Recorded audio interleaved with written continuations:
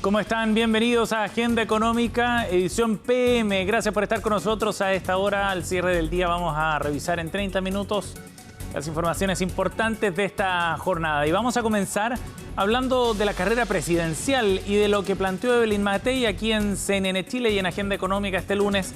En una extensa entrevista pudimos profundizar en sus ideas principales en materia económica, donde el recorte a los impuestos a las grandes empresas aparece como una de las medidas más relevantes para recuperar el crecimiento económico. Matei apuesta a que en su gobierno se podría recuperar un crecimiento cercano al 4% y ordenar además las cuentas fiscales de la mano de ese mayor crecimiento.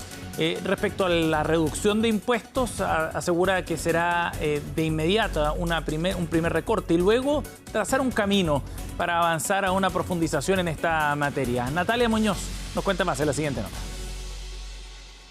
La primera medida es bajarlo al promedio de la OCDE, al tiro. 23%. Del 27 al 23, o sea, 4 puntos menos.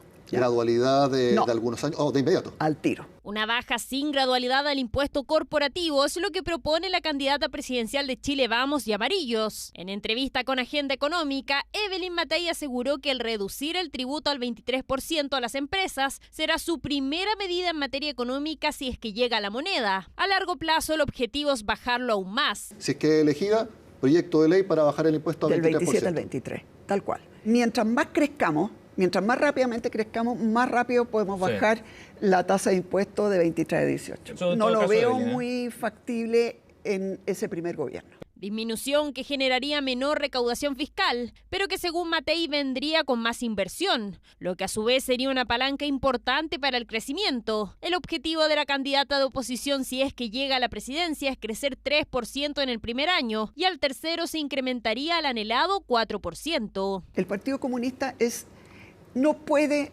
lograr ver que bajar los impuestos generalmente te produce mayor recaudación. Rebajar los impuestos beneficia a los trabajadores. Entonces, cuando uno lo ve desde el punto de vista de quién lo paga, sí, serán pocas empresas, pero son muchas inversiones. Yo les podría decir aquí fuerte y claro, les vengo a prometer que vamos a crecer un 4, de ahí para arriba. ¿Por qué a lo mejor no les prometo un 5 o un 6? El punto es que para hacer eso hay que tomar medidas. No solo decirlo, y para eso ejecutar la cartera de inversión que ya tenemos es relevante. Es que ya se había referido al respecto la aspirante a la moneda Janet Jara, antes de ganar las primarias en entrevista con Agenda Económica en junio pasado. En esa ocasión señaló que no está disponible para bajar impuestos de primera categoría. ¿Usted lo va a hacer? No, yo discrepo de esa teoría. Pero no va a bajar el impuesto a la empresa, se mantiene en 27%. Es que no le veo razón por qué a las empresas que más ganan y que son solo el 3% del país les vamos a generar un beneficio a costa de las personas naturales. ¿Y a las pymes las va a mantener en 12,5%? Sí, claro. Una postura que se ha mantenido luego de que se ratificara su candidatura oficial por el Pacto Unidad por Chile y la ADC. De hecho, uno de los integrantes de su equipo económico reafirmó el argumento. No hay ningún estudio que demuestre que cuando uno baja la inversión cuando uno baja los impuestos aumenta la inversión. Lo que hemos visto en los últimos años es que distribuyen hacen distribución de utilidades y hemos visto enormes salidas de capital de Chile desde la post-conflicto social en adelante. Al respecto, otros candidatos de la oposición también dicen que bajarán el impuesto a las empresas. Queremos bajar el impuesto a la primera categoría, del 27 al 23 en la primera etapa, pero eso lo queremos complementar con un crédito para todas aquellas empresas que den más trabajo formal. De 1 a 23% y luego a 20 en un periodo de tiempo. ¿Cuánto? ¿Perdón? ¿En un periodo de tiempo? 2 años. ¿Cuántos años? 2 años. 2 años. Primero a 23 y después de 2 años a 20. A 20 con monitoreo al FUD que me interesa. Yo quiero más inversión en Chile. La candidata de Chile Vamos también tendrá como uno de sus focos el fortalecimiento del mercado laboral a través de capacitaciones y en reforzar la educación técnico-profesional. Además, propone mayor fiscalización en cuanto a las licencias médicas, compras públicas, uso de viáticos y en la revisión de programas mal evaluados, con el fin de hacer frente a la compleja situación fiscal que deberá enfrentar quien llegue a la moneda en el próximo periodo. En un escenario del mercado laboral bien complejo en términos generales, donde pareciera haber cierto estancamiento en la creación de nuevos empleos, hay un segmento en particular que se ve más afectado por estas cifras. Es el segmento de los más jóvenes, entre 15 a 24 años, donde el desempleo llega a un 21,6% en el último trimestre, abril-junio, marcando un aumento en esta cifra respecto al trimestre anterior. Pilar Gutiérrez, en la siguiente nota, nos cuenta cuáles serían las razones que explican estas cifras tan negativas para los más jóvenes en el mercado laboral. Con una tasa de desempleo de 8,9% y solo 141 puestos de trabajo creados el último año, el mercado laboral se ha convertido en una de las grandes preocupaciones de la economía nacional, con especialistas que incluso han hablado de una crisis. Pero la situación ha afectado sobre todo a los más jóvenes, algo que el gobierno busca revertir. Hoy día contamos con apoyos como el subsidio al empleo joven, el programa de aprendices que promueve la capacitación y contratación de jóvenes, y también con beneficios tributarios para que las empresas puedan invertir en capacitación. Acá hay oportunidades. Tenemos que crear más empleo, por cierto. Estamos trabajando firme en eso. Pero acá estamos haciendo también todos los esfuerzos porque la gente, las personas que están estudiando, ingresen además a trabajos formales. Según los datos del INE, al comparar por grupos etarios, los jóvenes entre 15 y 24 años tienen la tasa de desocupación más elevada, 21,6% en el trimestre de abril a junio. La cifra da cuenta de un incremento de 1,5% en 12 meses. Que los jóvenes históricamente siempre han exhibido tasas de desempleo más altas. No obstante lo anterior, este 21,6% es una tasa de desempleo elevada en perspectiva histórica. De hecho, es la más alta para un trimestre de abril a junio. El promedio del desempleo para este tramo etario, entre 2010 hasta 2019, o sea, hasta antes de la pandemia, era más o menos de un 17%. No solo aumentó el número de personas que está buscando empleo y no ha encontrado, también bajó la cantidad de personas ocupadas en el rango de 15 a 24 años. En el último año se destruyeron 34.000 puestos de trabajo en ese grupo. Los analistas apuntan al alza del salario mínimo, que aumenta los costos laborales y afecta sobre todo a quienes tienen menos experiencia.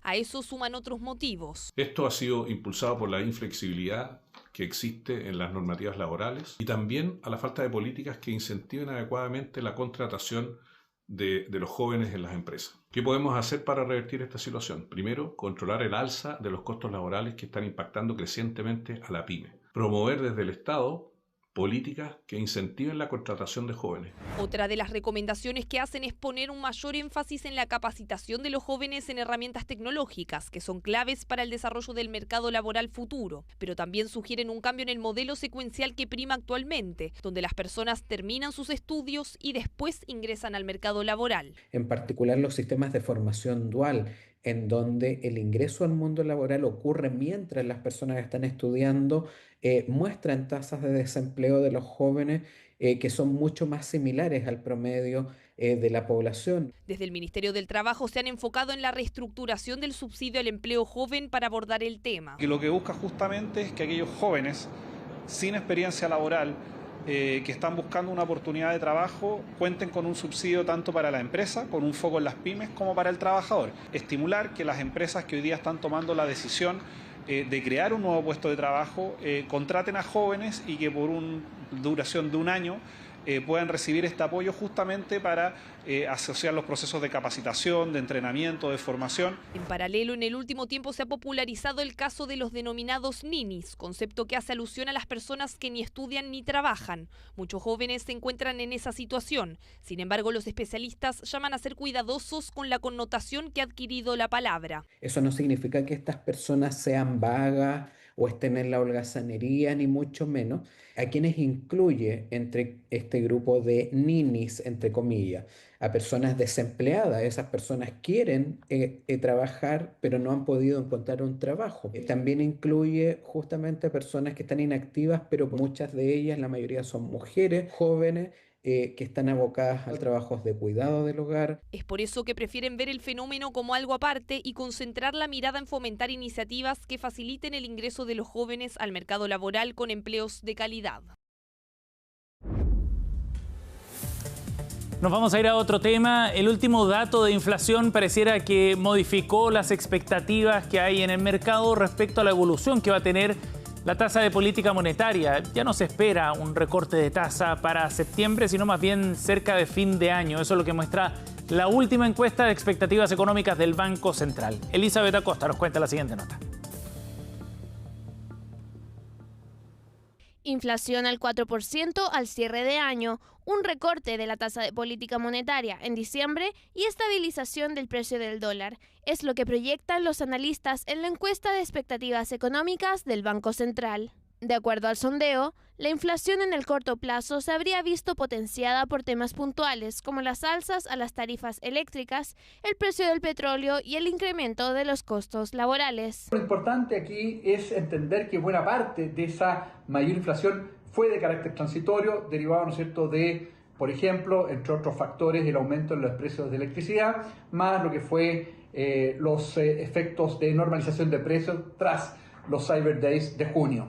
La idea de que podamos llegar a esta meta en el primer semestre del próximo año y que la inflación subyacente pueda cerrar este año en torno al 3%, al 3,1%, muestra que las presiones más persistentes de la inflación están relativamente controladas.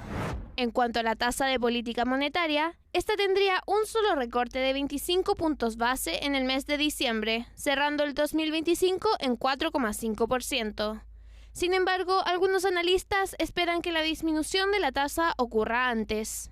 Tiene que ver tanto con factores internos, como es la misma convergencia inflacionaria que ya estamos viendo, como también factores externos que pueden ser en gran manera el ciclo que estamos viendo en la política monetaria estadounidense, que esperaríamos que la Reserva Federal de Estados Unidos recortase 1, 2 e incluso algunos analistas ven hasta 3 recortes lo que queda del año. Sin duda, eso le daría bastante espacio a la política monetaria local para recortar tasas. Hay espacio para que el Banco Central acá baje la tasa en la reunión de septiembre, más si consideramos que también la FED, la Reserva Federal de Estados Unidos, va a bajar tasas en septiembre, dado que también las señales de actividad, especialmente las últimas señales del mercado laboral en Estados Unidos, están bastante rezagadas. Los economistas siguen esperando que el próximo recorte de TPM se materialice en la reunión de política monetaria de diciembre, apostando a que el Consejo del Banco Central mantendrá una postura cautelosa ante el fuerte aumento del IPC de julio.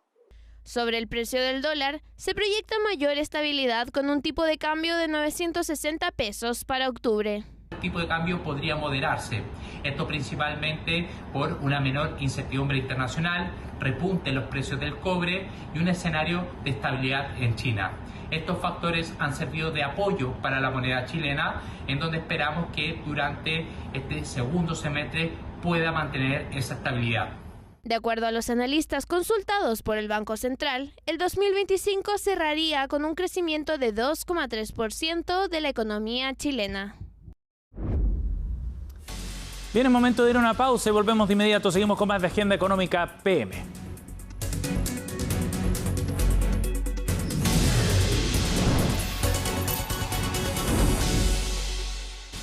Estamos de vuelta, seguimos aquí en Agenda Económica PM y en la entrevista de hoy vamos a profundizar en temas que son muy interesantes respecto a la forma que está adoptando el mercado laboral, las tendencias que van definiendo en pleno siglo XXI de la mano de cambios tecnológicos, demográficos, entre otros, que van definiendo el mercado del trabajo. Eso supone desafíos para las empresas y también, por cierto, para los trabajadores, para las personas. Vamos a conversar de este tema con una empresa que sabe precisamente de estas dinámicas de cambio. Nos acompaña Mónica Flores, presidenta de Manpower Group para Latinoamérica. Gracias por estar con nosotros, Mónica. No, gracias por la invitación a tu espacio. Mónica, usted me contaba antes de comenzar la entrevista que lleva más de 20 años trabajando en Manpower, así que conoce muy bien de estos temas.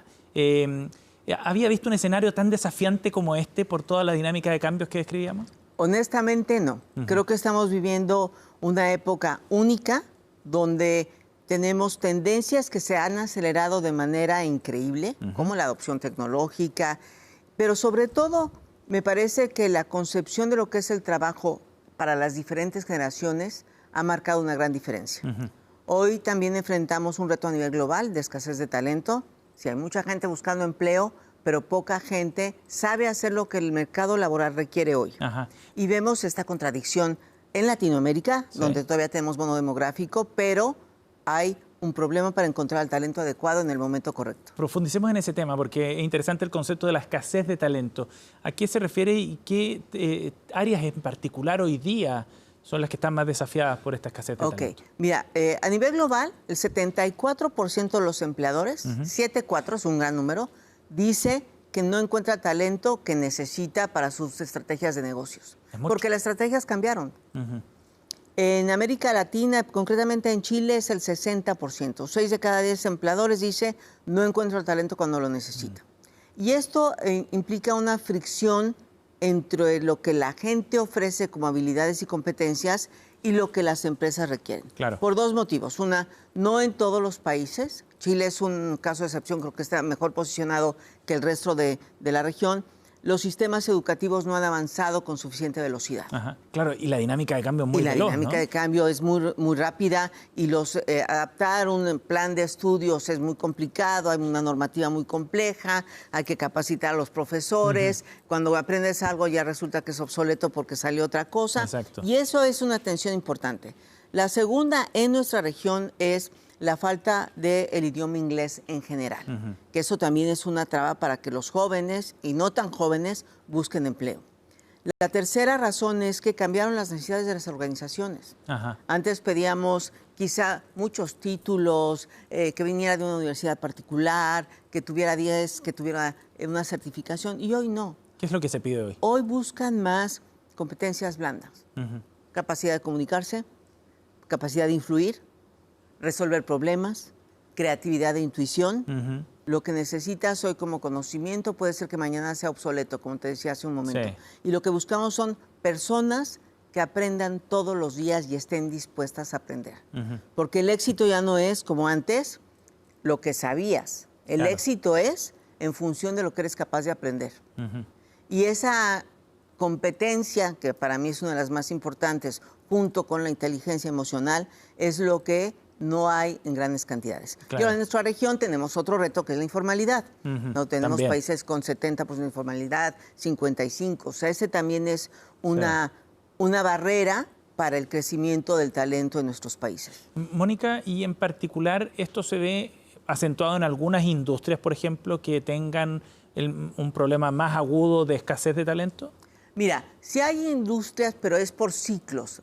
Sectores, por ejemplo, la industria farmacéutica en algunos países ahorita está enfrentando más retos, la industria automotriz, en algunas secciones, en algunos países también la industria de TI, pero va cambiando y en general me parece que son áreas donde hay escasez. Todo lo que tiene que ver con lo digital, competencia tecnológica, alfabetización cibernética, hay una escasez en todos los sectores, es transversal.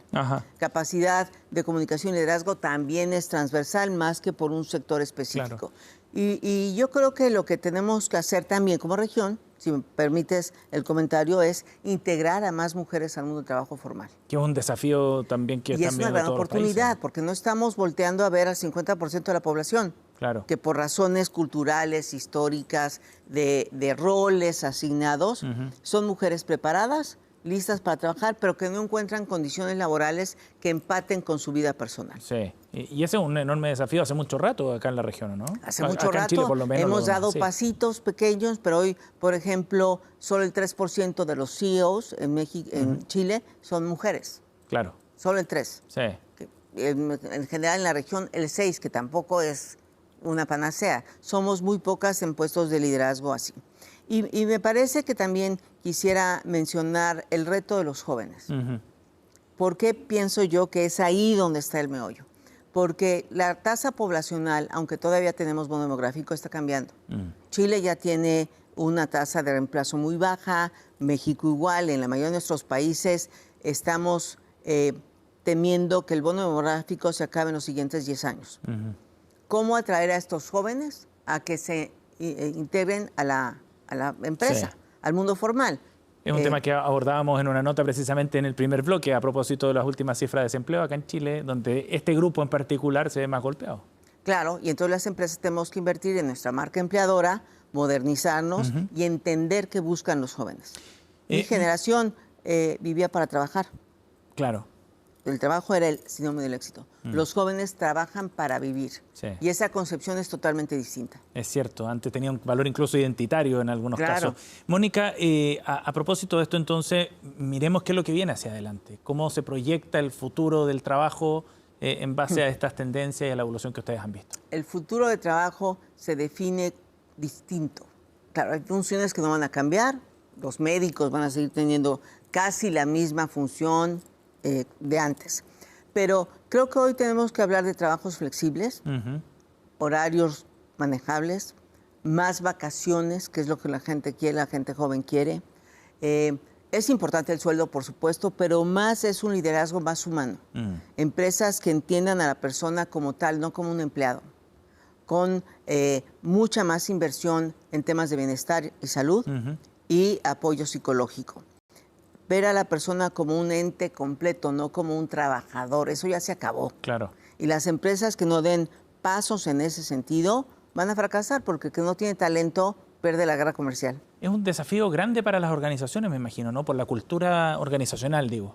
Es un desafío grande, sobre todo para las grandes empresas con grandes logos, donde cambiar una política es complicado, cambiar la cultura es muy complicado. Sí. Creo que tenemos que ser muy asertivos en invertir en formar líderes nuevos, recapacitar a los líderes para que sean capaces de atraer al talento, pero sobre todo retenerlo y motivarlo. Claro. Mónica, ¿y ves un desafío también en la integración de distintas generaciones dentro de una empresa? Porque hablábamos de los jóvenes también, pero el envejecimiento de la población me imagino que también hace que las personas logren estar más tiempo e incorporar esas personas con más experiencia dentro de la misma compañía, pero ¿cómo se van generando esos equipos? Es interesante eso. Mira, yo creo que el gran reto es entender que cada generación tiene algo que aportar y que no una generación es mejor que la otra y que no somos iguales. Todos tenemos desde nuestra experiencia y vivencia del entorno que nos tocó algo que aportar en muchos sentidos. Los boomers o los X tienen experiencia que aportar para hacer el camino más corto a los jóvenes. Los jóvenes tienen este conocimiento digital y capacidad de adaptación e innovación que nos ayuda a las otras generaciones a ser más ágiles. Cierto. Todos tenemos algo bueno, todos tenemos algo mejorable. Y hoy vemos tendencias muy significativas como el retorno de los boomers al trabajo. ¿Por qué? Porque siguen estando con energía y capaces físicamente para trabajar. Las pensiones no son suficientes y quieren una oportunidad en el mundo del trabajo. Y ese retorno de los boomers es muy importante. ¿Y ustedes lo ven como una tendencia fuerte? Es una tendencia súper fuerte. Súper fuerte. Ya no a los... Me acuerdo, mi papá a los 60 ya se quería retirar. A los 60 hoy una persona está buscando una nueva oportunidad. Es cierto. Mónica, me imagino que en todos estos temas están atravesados por un concepto que está muy en boga desde hace varios años, que es el de la inteligencia artificial, que está cambiando la forma en la que trabajamos, en la que estudiamos, cómo nos comunicamos, etcétera. Pero desde la perspectiva del trabajo en particular, ¿cómo ves la incorporación de inteligencia artificial en los sistemas productivos? Bueno, evidentemente es algo que no vamos a parar. La integración de la inteligencia artificial a procesos es un hecho y cambiará en ese sentido la dinámica de ciertas posiciones. Me parece que hay que contemplar la inteligencia artificial en su debida dimensión. Es un facilitador de la productividad y la competitividad. No es un sustituto del ser humano. Claro, a lo mejor alguien muy embebido en la inteligencia artificial podría decir que va a sustituir al ser humano en el trabajo y en el mundo. Yo no creo que sea así, porque la inteligencia artificial, al menos hoy, no es capaz de inspirar, no es capaz de motivar y no tiene intuición. Sí cambiará la forma en que hacemos ciertas cosas. Y el tema es cómo aprovechamos esto para que el tiempo que nos sobre, porque hizo más eficiente algo, lo usemos en temas humanos que generen valor y conocimiento. Y por lo mismo no hay un reemplazo, sino más bien una redistribución de tiempo, una redistribución de tiempo, y lo debemos ver como algo que nos ayuda a generar valor a la empresa. Si es que la inteligencia artificial es capaz de realizar, y la tecnología en general, ciertas tareas y trabajos que son más repetitivos y mecánicos, ¿hacia dónde se reorienta el rol de los humanos entonces, ¿no? De los trabajadores? Estos temas que hablábamos, creatividad, innovación, arte, todo lo que tenga que ver con estas competencias que solo los humanos tenemos. Un robot o un software no te va a poder hacer sentir bienvenido. o calidez, o ser tu mentor, o ser tu líder. Sí. Eso no está pasando. Ahí es donde nos tenemos que enfocar para generar bienestar. Mónica, y para ir cerrando, ¿eres optimista respecto a esa evolución del mercado laboral? Porque uno escucha muchas veces, y algunos sondeos acá en Chile lo plantean de esa forma, que la gente tiene miedo quizás a estos cambios y a esta evolución, sobre todo a la disrupción tecnológica. ¿Eres optimista? Yo soy optimista en el sentido de que somos capaces de encontrar la justa medianía y buscar el bienestar del ser humano y de la sociedad en general. Creo que debemos ser mucho más perspicaces e incisivos en temas de diversidad e inclusión, personas con discapacidad, diferentes generaciones, mujeres, porque eso enriquece al equipo. Claro. Y la diversidad de pensamiento genera innovación. Sí. Y tenemos que ser mucho más ágiles en integrar a los jóvenes y entender lo que ellos buscan en un empleo. Mónica, estos serán los temas que además se van a discutir en el evento Talento, Tecnología y Liderazgo organizado por Manpower y que se va a desarrollar este 13 de agosto. Serán temas súper interesantes, por supuesto, para los asistentes, porque son temas de presente y futuro, ¿no? Con de presente y futuro, de competitividad, pero también de un buen mensaje de los liderazgos nuevos y de las empresas más humanas. Mónica, gracias por haber estado con nosotros en el estudio de CNN. Gracias a ti. Así cerramos esta edición de Agenda Económica PM. Gracias por acompañarnos. Sigan en la sintonía de nuestro canal porque ya viene CNN Prime.